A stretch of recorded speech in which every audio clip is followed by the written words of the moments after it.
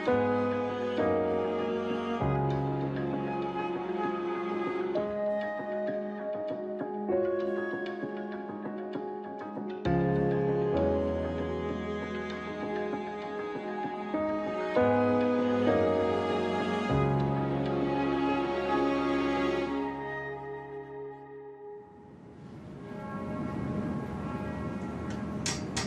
85 000 km de voies pavées parcouraient autrefois l'Empire romain.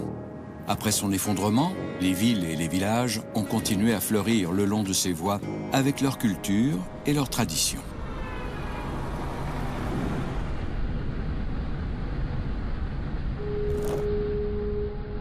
Ceux, par exemple, qui jalonnent la Via Julia, une voie romaine à cheval sur les provinces impériales de Norique et de Rétie. Elle traversait les régions actuelles de Souabe bavaroise et de Haute-Bavière pour achever sa course en Autriche, reliant Augsbourg à Salzbourg en passant par Rosenheim. C'était un tronçon du grand axe qui raccordait Constantinople à Lutèce.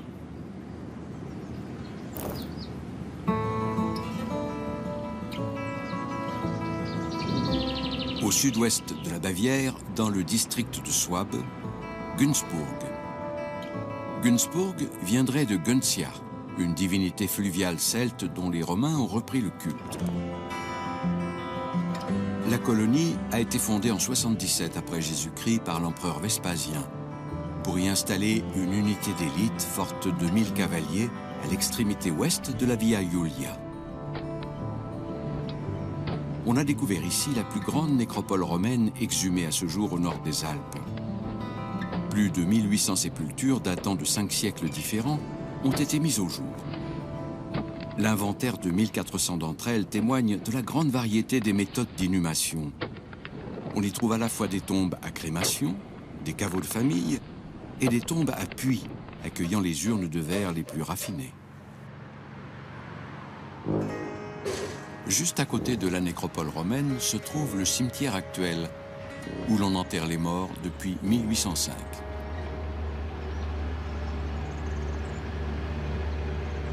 Je n'ai encore fait fuir personne en disant que je suis fossoyeur. En Bavière, c'est un métier assez courant. Avant, les fossoyeurs transportaient les défunts au cimetière. Mais aujourd'hui, ce sont les pompes funèbres qui s'en chargent.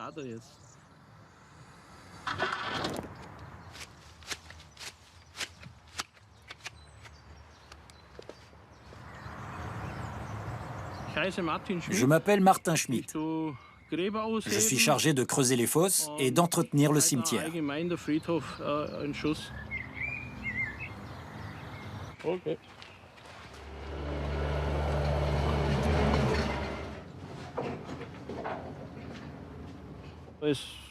Presque plus personne ne fait exposer le corps chez nous.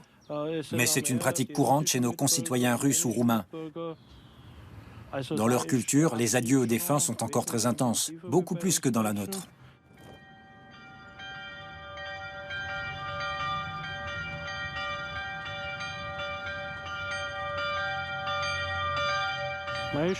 Quand on meurt, c'est pour toujours. On ne revient pas.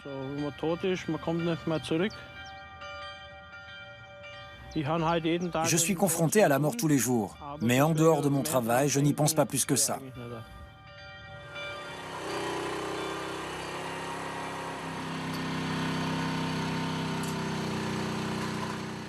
Il faut savoir décrocher. Il y a des gens qui emportent leur travail chez eux, qui l'ont toujours dans la tête. C'est une mauvaise habitude. Il faut essayer de s'en défaire.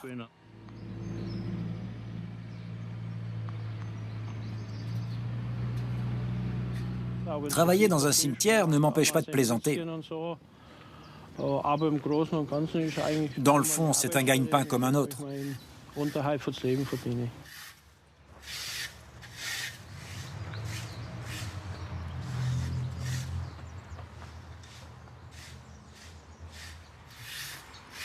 C'est une sensation magnifique. J'aime cette statue parce qu'à l'époque où mon père l'a sculptée, C'était une œuvre très contemporaine. Et qu'en ce temps-là, la résurrection du Christ était un thème qui tenait particulièrement à cœur à la communauté chrétienne.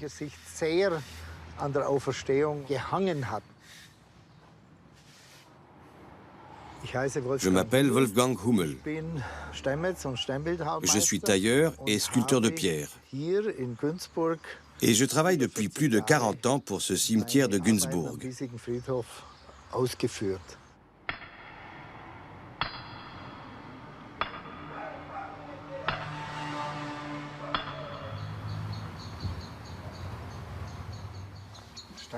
C'est toujours une sensation merveilleuse de toucher la pierre.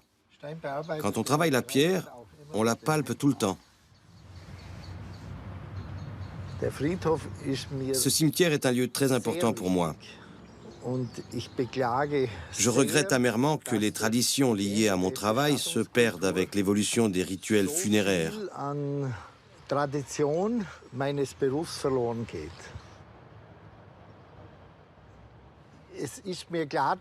J'ai tout à fait conscience qu'à l'heure actuelle, les sculpteurs de thèmes religieux n'ont plus trop la cote.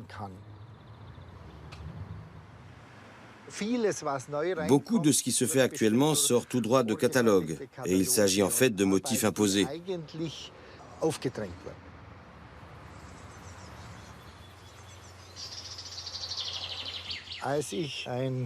Quand j'étais petit, un jour, suite à un accident tragique, un enfant a été enterré ici. Ses parents sont venus voir mon père et ils lui ont dit « Votre fils ressemble à notre fils défunt. Vous pouvez le prendre pour modèle. » Voilà pourquoi cette statue me ressemble tant. Ça n'a pas été facile pour moi de rester à genoux si longtemps sans bouger, jusqu'à ce que mon père ait terminé le moule d'argile.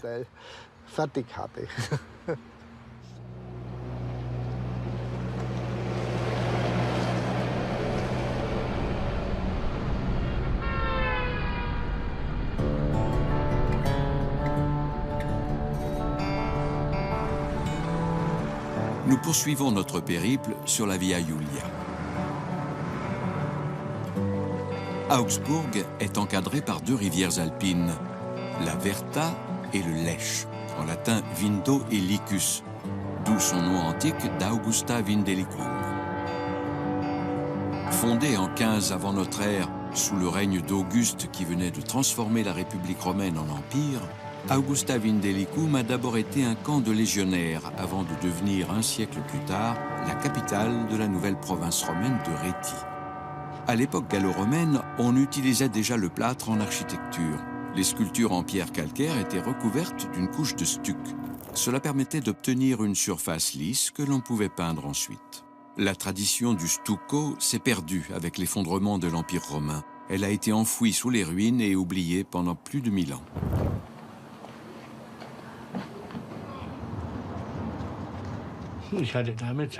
Dans le temps, je faisais des moulages pour le musée romain.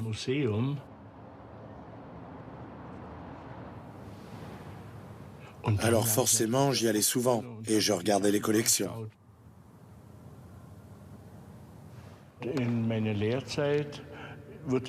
Pendant mon apprentissage, cette église a été entièrement restaurée et j'ai pu participer aux travaux. C'est là qu'elle a été convertie en musée romain. C'était il y a plus de 50 ans.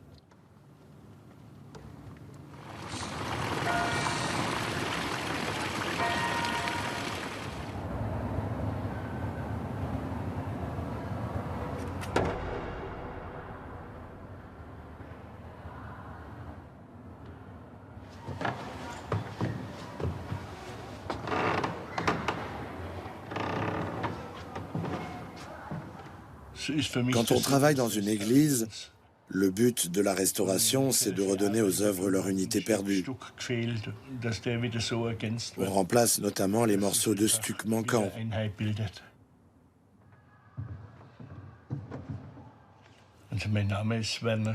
Je m'appelle Werner Schwendner et j'ai fait une formation de stuccateur. Après, je me suis formé à la restauration et à la sculpture.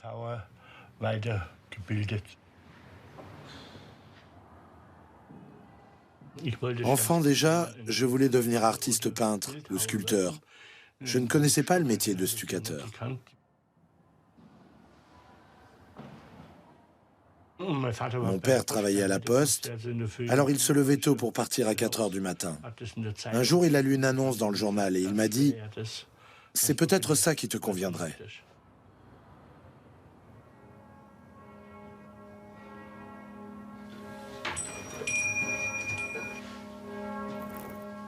Alors j'ai enfourché mon vélo et je suis allé directement chez le maître d'apprentissage que j'ai tiré du lit. C'est comme ça que j'ai eu la place. Ce sont les cloches de l'église catholique.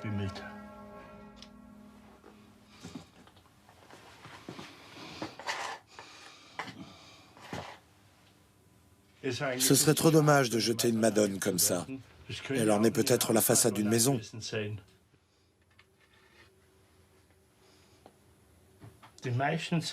La plupart sont d'une beauté incroyable d'un point de vue artistique.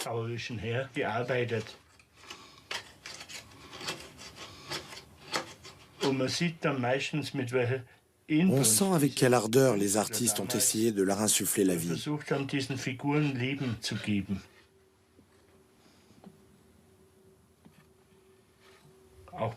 Celle-ci aussi, quand on regarde son visage, il est d'une telle grâce.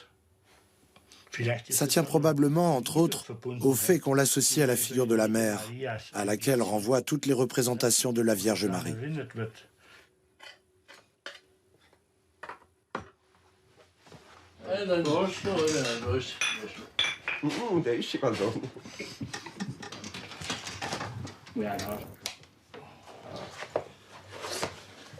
Ma femme dirait certainement que c'est mon refuge. Quand j'ai commencé cette collection, j'étais responsable d'une aire de jeu pour enfants. Je m'intéressais aux jouets avec lesquels ils avaient pu s'amuser par le passé. Et en un rien de temps, j'en avais rassemblé toute une collection.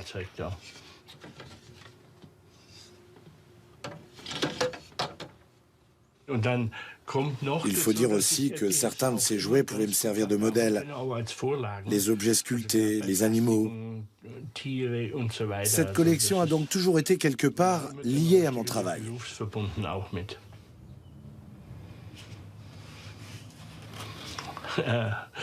Il est grand temps que je range un peu.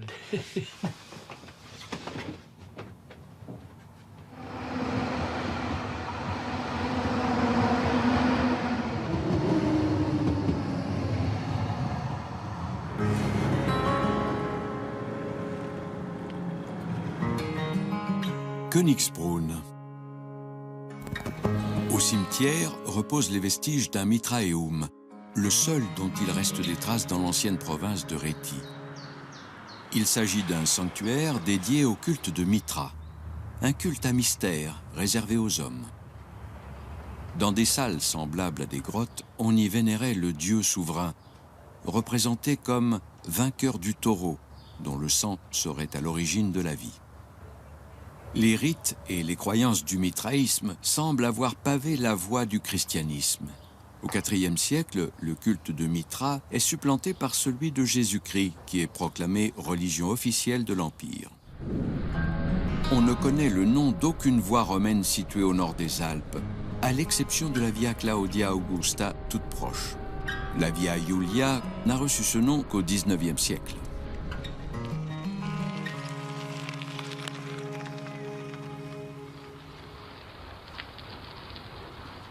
Ce qui m'émerveille chez les Romains, c'est la sobriété et la perfection de leur structure, qu'il s'agisse d'édifices ou de routes. L'une de ces routes traverse Kissing, mon village natal.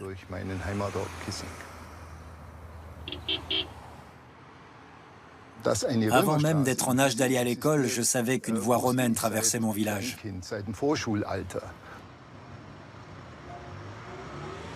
Plus tard, j'ai travaillé à l'usine et la Via Julia passait à travers l'atelier où on mettait au point les prototypes, avant la fabrication en série.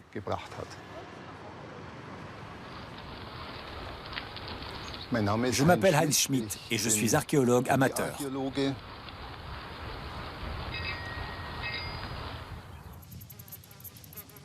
La voie romaine qui passe par ici est aujourd'hui dénommée Via Julia.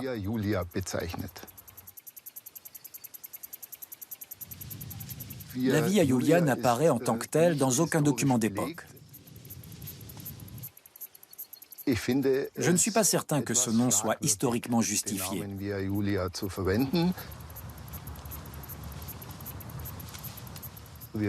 En revanche, à la lumière des découvertes qui ont été faites ici, nous avons la certitude de vivre sur les vestiges d'une voie construite sous l'empereur Auguste.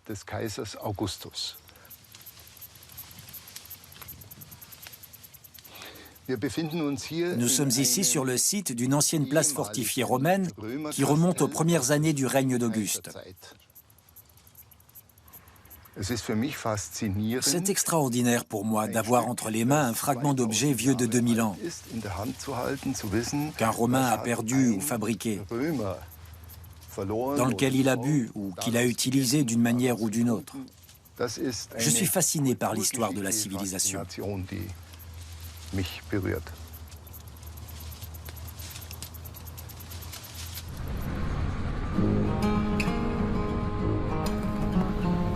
Les paysages de l'ancienne Bavière. Les traditions ancestrales des Bavarois sont encore très présentes dans la région. La Via Julia traversait également la commune de Jessenwang. Son tracé longe la petite église Saint-Willibald. Une église de pèlerinage connue pour sa traditionnelle procession de chevaux. Il s'agit là d'un rituel de bénédiction né en 1712 pour protéger les chevaux de l'épidémie qui faisait rage. Chaque année, plus de 300 chevaux traversent l'église pour y recevoir la bénédiction. Pendant le rituel, Léo Schmidt endosse un rôle de premier plan.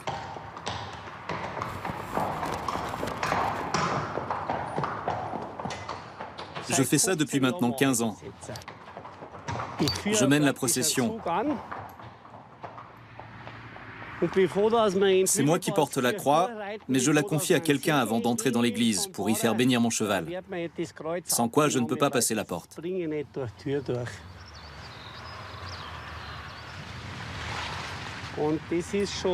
Il y a quelque chose de très émouvant et d'unique dans cette traversée de l'église à cheval.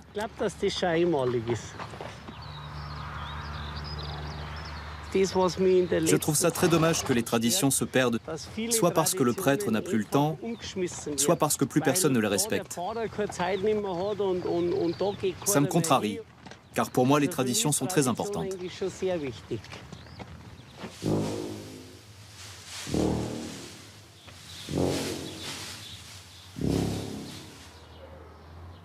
Je m'appelle Joseph Maire et je suis agriculteur. Nous avons dressé un arbre généalogique. Ce qui est intéressant, c'est que dans la famille, les derniers-nés ont toujours été des filles, qui, en se mariant, ont fait entrer des hommes dans la famille. J'appartiens moi-même à la 12e ou la 15e génération.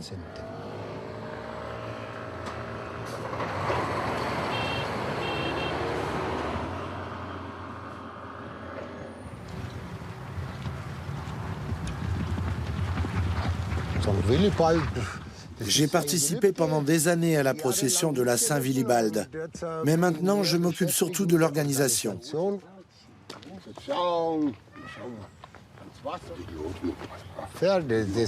Les chevaux sont un élixir de vie. Quand on est né parmi les chevaux, le lien qu'on crée avec eux, c'est quelque chose de formidable.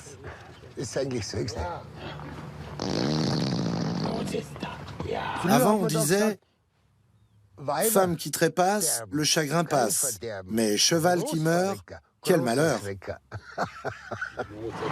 Sans cheval, on ne pouvait plus rien faire. C'est un dicton très ancien. Les hommes d'antan pouvaient se permettre de dire ça. Mais aujourd'hui, c'est une autre affaire. On ne peut plus dire ça sans conséquence.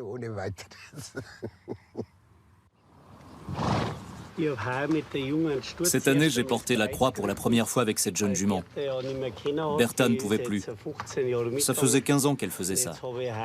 J'ai dû la remplacer par cette jeune jument alezane de 7 ans. Et ça s'est très bien passé. Sans problème? Nickel.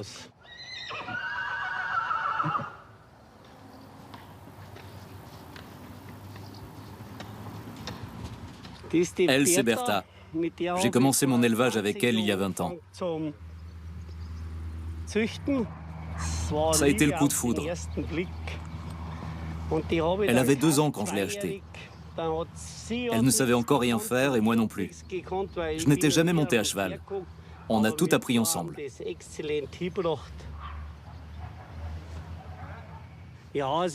Aujourd'hui, elle est à la retraite. Elle va bientôt avoir 22 ans.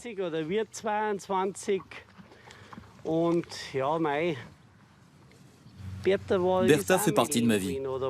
Je suis triste qu'elle vieillisse. Et je serai probablement abattu pendant quelques jours quand elle mourra. Mais je ne pleurerai pas. Parce que bon, ça reste un animal. Il faut quand même savoir faire la différence.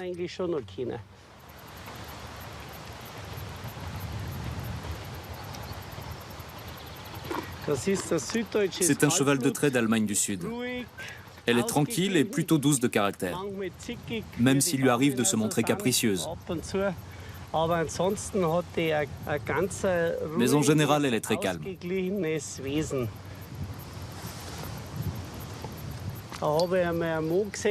Un jour, j'ai vu un homme poser sa main sur la croupe d'un cheval et dire « Avance d'un pas ». Et le cheval a fait un pas en avant, juste un. J'ai été tellement impressionné que je suis rentré chez moi avec la ferme intention de me procurer un cheval comme celui-là.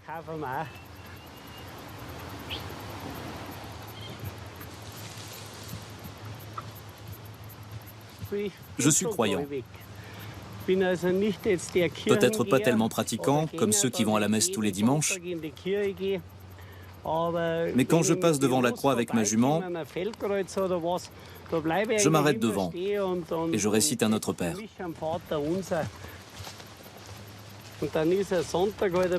Le dimanche, c'est le jour où je m'occupe des chevaux, où on fait des promenades.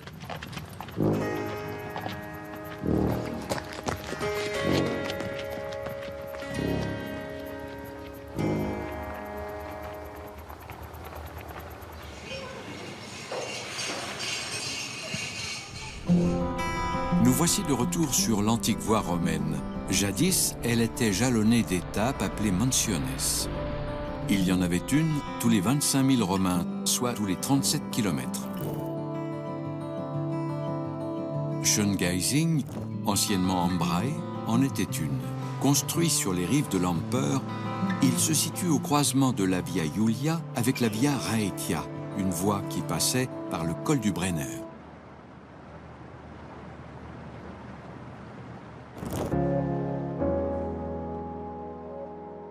La Via Julia, aujourd'hui aménagée en piste cyclable, elle traverse Rosenheim, dans les préalpes bavaroises, puis Zeebrugg, au bord du lac de Chiemsee, avant de passer en Autriche, pour achever sa course à Salzbourg.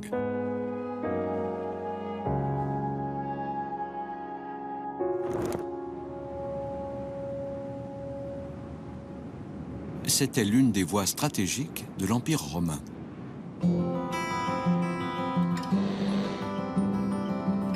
Entre Aying et Païs, une mansio dénommée Isiniska. La Via Julia faisait partie d'une voie consulaire qui parcourait l'Empire romain de la mer Noire à la Gaule. On atteste 15 bornes militaires ou miliaria datant du règne de l'empereur Septime Sévère.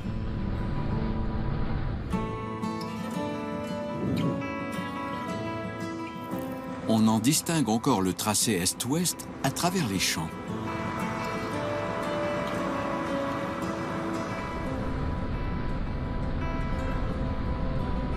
Non loin de la voie romaine, Kirchzeon, la ville et ses coutumes sont nées d'une catastrophe naturelle. En 1889, les nonnes, papillons nocturnes aux potentiels ravageurs, ont envahi et anéanti la région et ses forêts. De nombreux Autrichiens ont contribué à sa reconstruction, introduisant en Bavière la tradition des Perchten.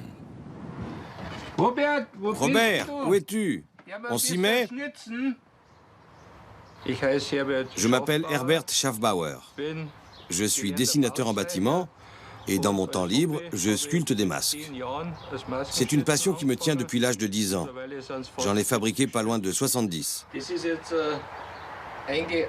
Celui-ci est un masque de Klaubauf. Il dit « Vous ne pouvez pas m'énerver, c'est moi qui vous énerve ». En fait, c'est moi qui parle à travers ce masque. Robert, où es-tu? On s'y met? Je suis là, on peut commencer.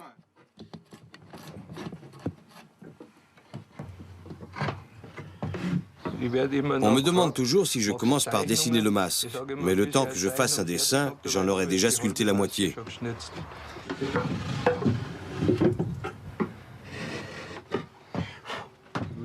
Herbert, dis-moi un peu quel couteau est le plus approprié pour le nez.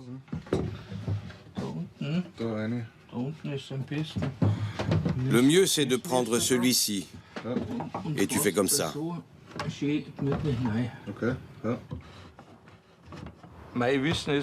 J'en sais assez long sur les Perchten. Alors en ce moment, je m'efforce de mettre ça par écrit.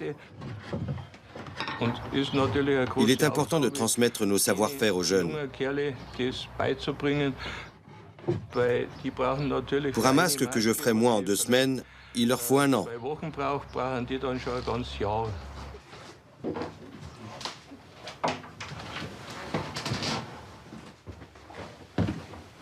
Herbert, regarde, j'ai encore un masque abîmé à réparer.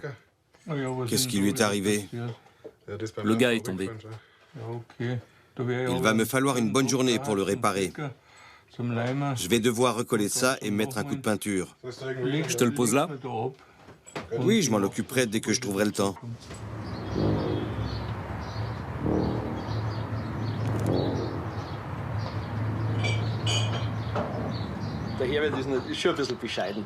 Herbert est trop modeste. Ces masques sont magnifiquement peints et sculptés. C'est de l'art. C'est même du grand art. Car on peut porter ces masques pendant 5h30 et danser avec sans avoir le visage tout égratigné.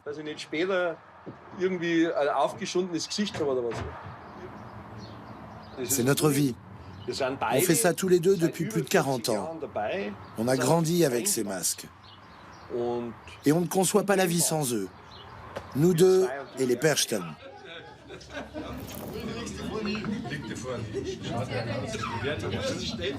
Wolfgang Überacker. Je suis le chef des Perchten depuis 12 ans.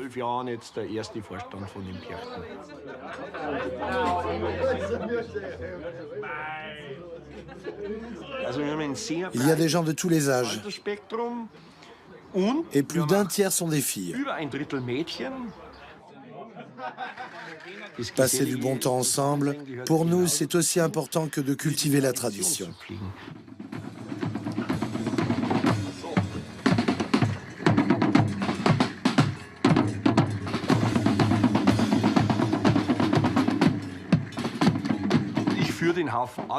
Je suis le chef de la bande, et en tant que tel, je tiens le violon du diable, un bâton équipé de 2 cymbales. J'ai le masque de Perat, le resplendissant. C'est de là que vient le mot Percht. Le Percht est toujours beau.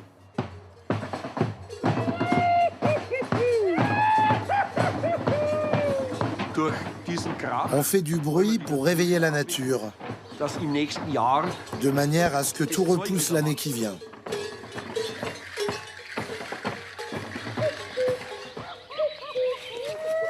Il y a un vieux dicton qui dit « Le grain pousse aussi haut que le perche a sauté ».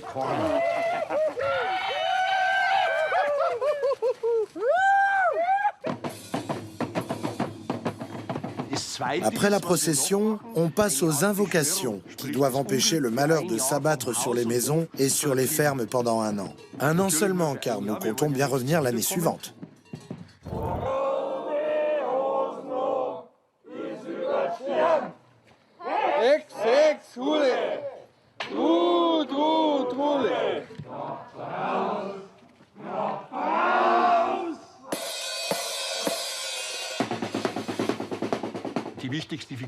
Le plus important des Perchten, c'est la dame Percht, une figure à deux têtes qui est toujours au centre de tout. C'est un personnage à la fois masculin et féminin, sombre et lumineux, qui représente l'été et l'hiver, toutes les contradictions de la vie. Et autour de la dame Percht dansent les Klaubauf au son du carillon et des incantations.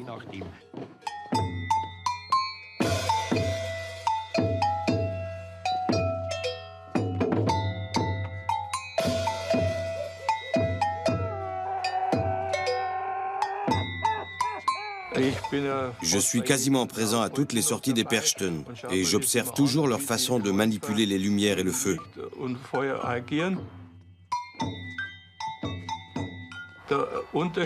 À la différence des masques de carnaval, ceux-ci portent des coiffures en tissu et des queues de cheval.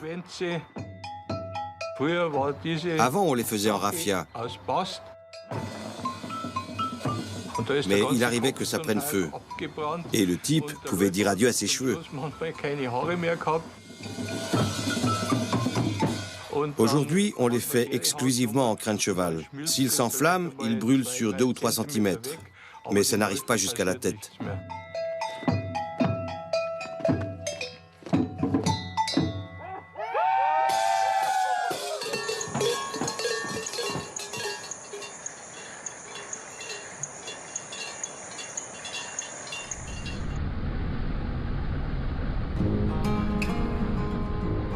Le bassin de Rosenheim. Autrefois, ce vaste périmètre était occupé par un lac glaciaire. Les Romains y sont venus en l'an 15 avant notre ère, sous Drusus et Tibère, les beaux-fils de l'empereur Auguste. Ils ont fondé à gauche de l'Inn la province de Noric et à droite celle de Rétie. Le fleuve formait une frontière naturelle entre les deux.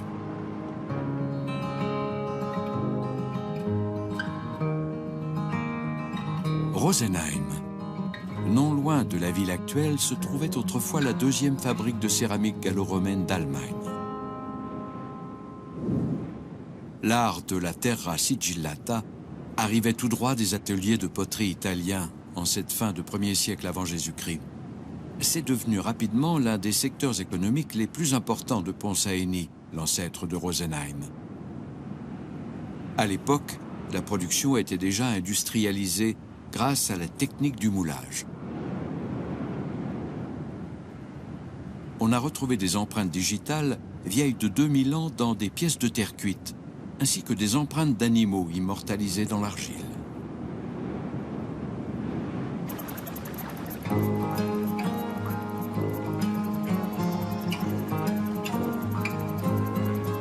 Au 1er siècle après Jésus-Christ, c'est pour protéger le pont qu'ils avaient construit sur l'Inn que les Romains ont construit une station militaire au nord du périmètre actuel de Rosenheim. Et c'est de ce camp qu'est née la colonie baptisée justement Pont-Saini, le pont sur l'Inn.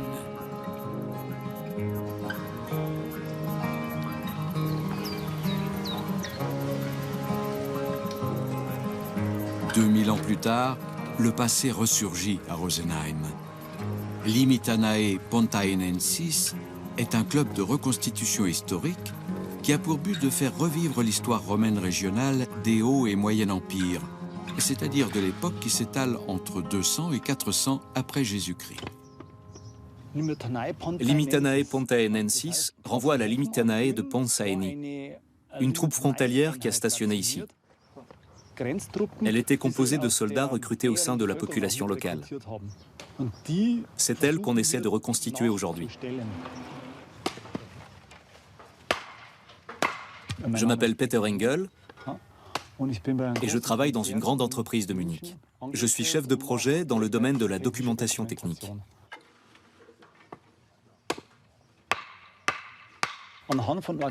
Nous avons fabriqué tout notre matériel à partir d'objets d'époque.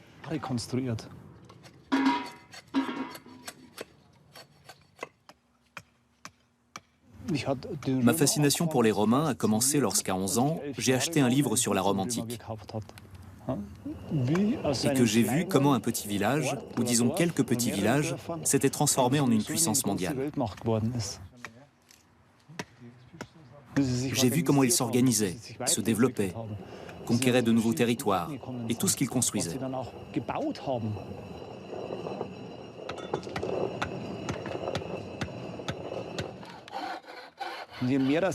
Plus j'en apprenais sur les Romains, plus je réalisais à quel point cette époque-là, autour de 200 après Jésus-Christ, était intéressante, bien au-delà de ce qu'en montre Hollywood.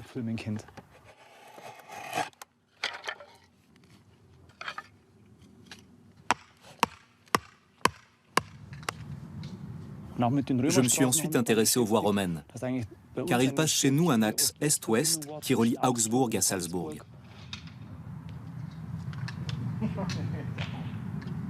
Je me suis aussi passionné pour l'arpentage des voies. Comment procédait-il? Est-ce qu'il prenait des mesures? En effet, à l'époque, il y avait un petit groupe de personnes, comme nous aujourd'hui. Une petite unité spéciale d'ingénieurs qui prenaient des mesures pour construire la route petit à petit. Un peu plus à droite.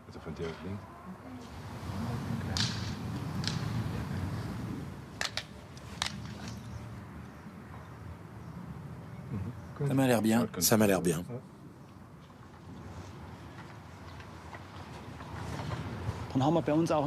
Les femmes de notre club s'intéressent aux étoffes antiques. Comment étaient-elles fabriquées, teintes, tissées? Les légionnaires portaient déjà des chaussettes, confectionnées avec la technique du Naalbinding, l'ancêtre du tricot. Tu me passes les aiguilles? Tout cela nous fascine. Nous essayons aussi de fabriquer nos propres chaussures. Les Romains fabriquaient déjà des chaussures différentes pour le pied droit et le pied gauche. Puis leur savoir-faire s'est perdu, pour ne ressurgir qu'à la fin du XVIIIe siècle, quand on a recommencé à fabriquer des chaussures différentes pour chaque pied.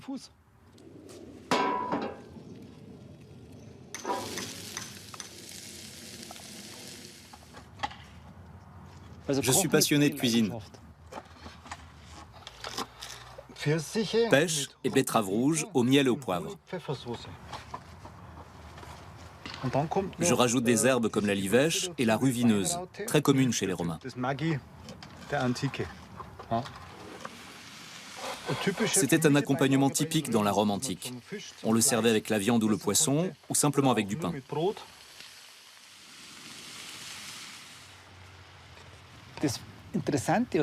J'aime particulièrement cuisiner ces plats sur le feu, dans notre camp romain.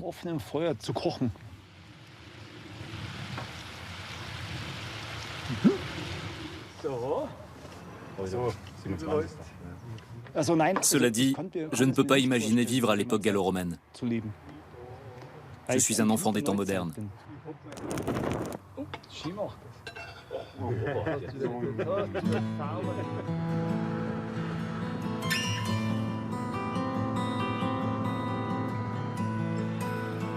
La Via Julia traverse également la région bavaroise de Chiemgau, où se trouve le lac du Chiemsee, surnommé mer de Bavière. C'est sur ces rives que les Romains ont construit Bedaium, aujourd'hui Zeebrugg. Une station thermale qui a vu le jour sous l'empereur Claude, en 41 après Jésus-Christ.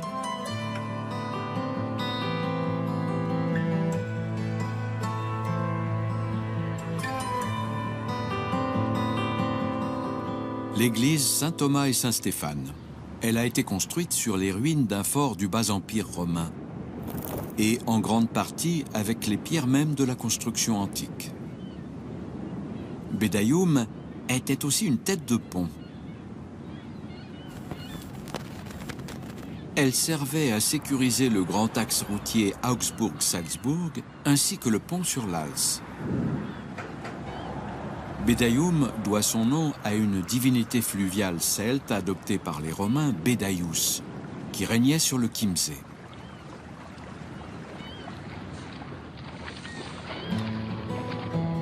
Sillonné jadis par les navires romains, le Lacus Bedaius est aujourd'hui peuplé de touristes qui rejoignent l'île aux Dames par bateau.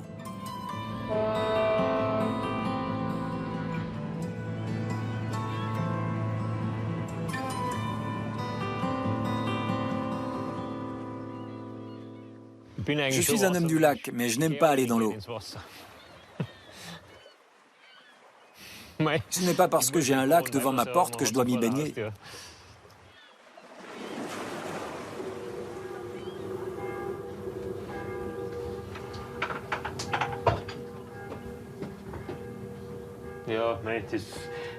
Ces maquettes sont là depuis 35 ans. C'est avec elles que tout a commencé. C'est une maquette du dernier bateau à aube qui navigue sur le lac. Je l'ai construite quand j'étais à l'école. Ces maquettes appartiennent au passé. Elles m'ont occupé un certain temps et puis je suis devenu adulte. Et j'ai vu plus grand.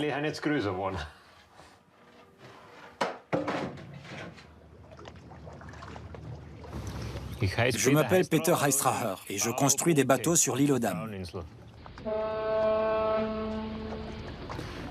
Je m'occupe de tout moi-même. Des aspects techniques au design. Vous voyez quelque chose?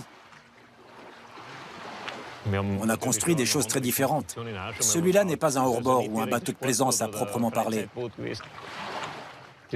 Esthétiquement parlant, il ressemble aux anciens bateaux à vapeur du Mississippi.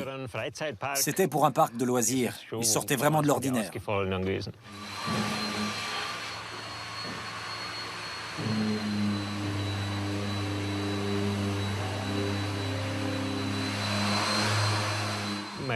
Mon arrière-grand-père a fondé cette société en 1890. C'était un atelier de travail du bois, de menuiserie, de charpente et bien sûr de construction de bateaux pour les insulaires, les pêcheurs.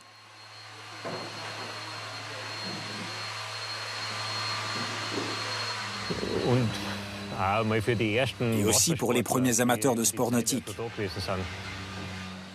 Maintenant, j'ai repris le flambeau.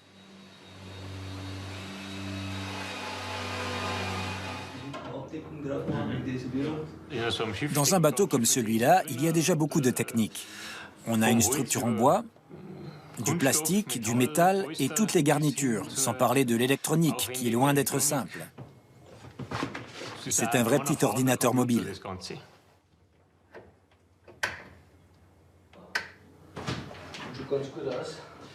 L'homme que vous voyez dans le bateau, c'est Robert. Il s'occupe de tout ce qui est lithium, c'est-à-dire des batteries des moteurs. Ce sont de puissants moteurs électriques.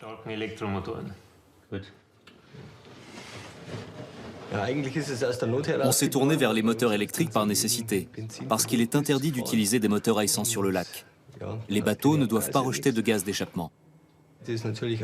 Il faut reconnaître que c'est vraiment agréable de naviguer dans le silence, avec juste le bruit des vagues en fond sonore. Aucun bruit de moteur. C'est formidable.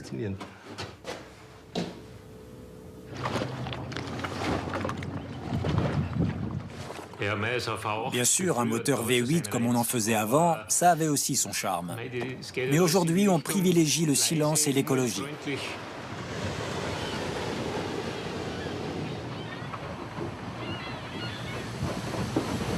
Ce qui me passe par la tête quand je navigue sur le Chiemsee sur un de mes bateaux. J'éprouve un sentiment de liberté, d'indépendance, de connexion avec les éléments, l'air, le vent, l'eau.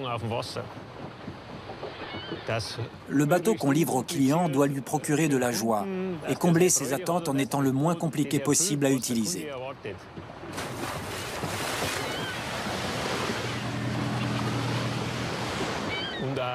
Et bien sûr, le bateau doit être fonctionnel et les transporter du point A au point B sans encombre. J'avoue que je suis fier de ce que je fais, de ce que nous faisons ensemble.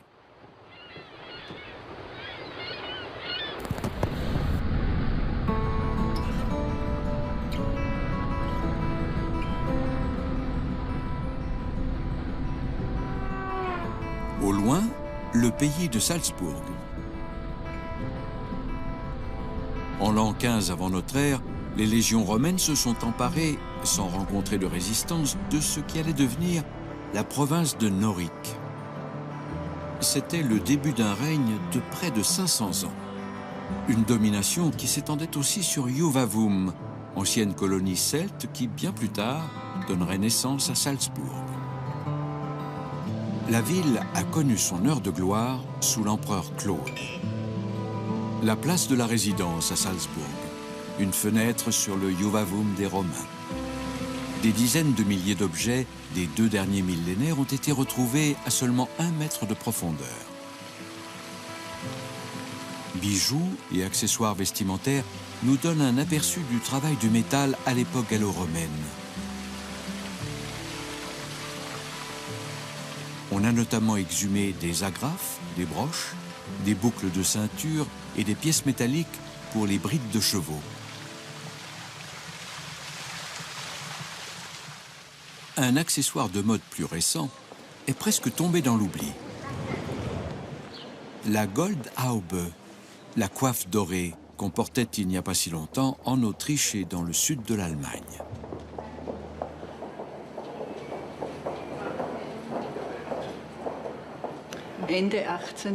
On a commencé à porter la coiffe dorée vers la fin du XVIIIe siècle, début du XIXe, avec un costume de style Biedermeier, en soie lourde. Notre club a vu le jour en 1956. Il a pour but de perpétuer la tradition afin qu'elle ne tombe pas dans l'oubli.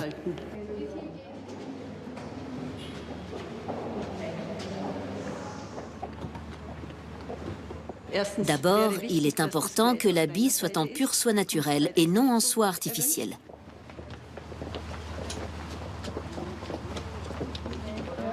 Pour le maquillage, quelque chose de très discret. Se peindre les ongles ou les lèvres en rouge était très mal vu. Les bijoux modernes sont à éviter absolument.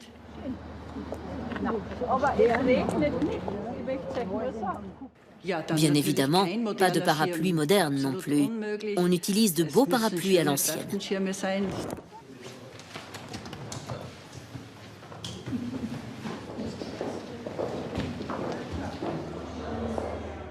J'ai été à la tête de ce club pendant 12 ans. Je m'appelle Gerlinde Wolfsgruber et je suis présidente d'honneur du club des coiffes dorées de Salzbourg. La coiffe en crêpe est plus légère, bien sûr.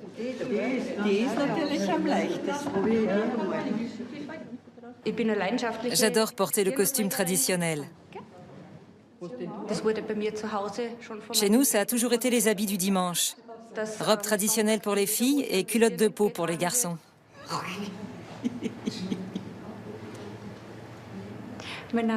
Je m'appelle Monika Schlager. Je suis la vice-présidente du club.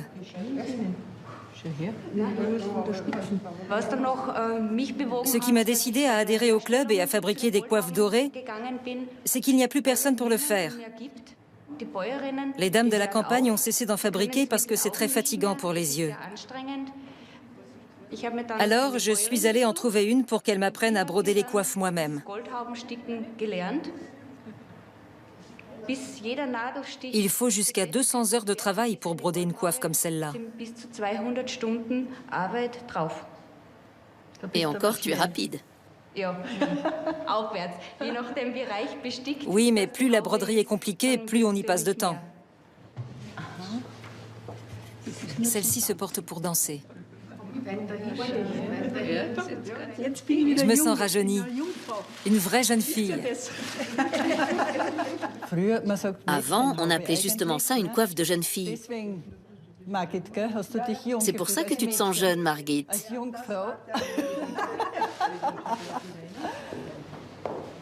Je m'appelle Reinhild Kirchtag et je suis la nouvelle présidente du club. Je suis arrivée au sommet, pour ainsi dire. C'est une belle responsabilité, mais je dois avouer que je n'en avais pas mesuré toute la difficulté. Ce n'est pas si facile que ça de mettre toutes ces dames d'accord. Elles ont des désirs et des besoins très différents en fonction de leur âge et de leur personnalité. Et tous ces desiderata peuvent être difficiles à concilier.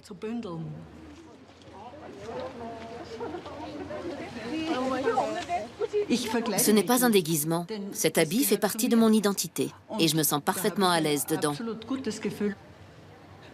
Personne ne peut me blesser en se moquant de moi. Je persiste et je signe. Ce costume est le mien. Je n'ai aucun problème à me promener en ville dans ce costume, même si les gens nous regardent et nous photographient. Il faut assumer. On les invite à se joindre à nous et on se laisse prendre en photo.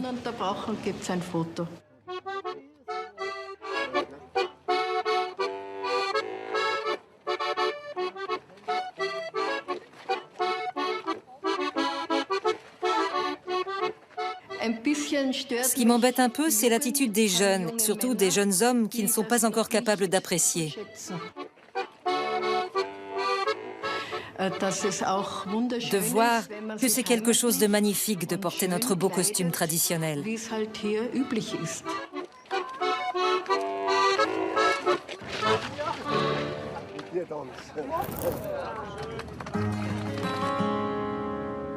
C'est ici, au pied de la forteresse de Hohensalzburg, que s'achève notre voyage sur la Via Julia.